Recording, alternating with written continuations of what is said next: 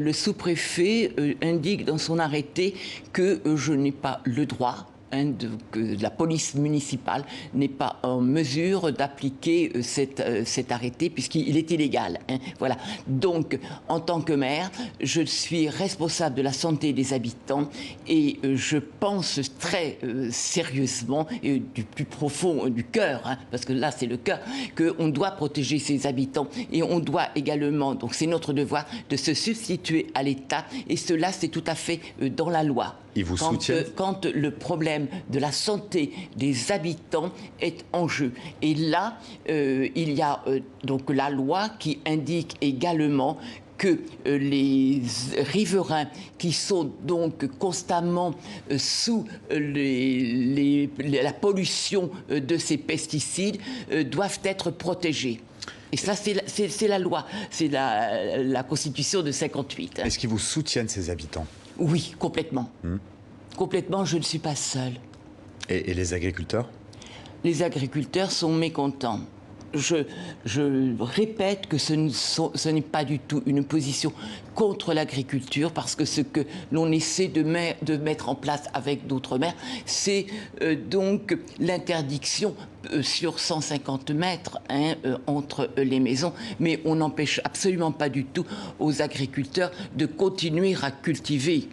Alors, on l'a dit, cet arrêté a toutes les chances du monde d'être jugé illégal. Est-ce que vous savez quelles sanctions vous risquez ?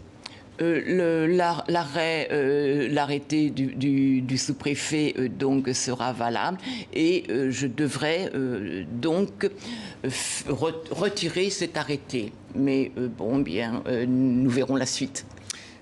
Vous êtes maire, donc élu de la République. C'est assez rare de voir un élu appelé à la désobéissance, enfin pas appelé, pratiquer presque la désobéissance civile.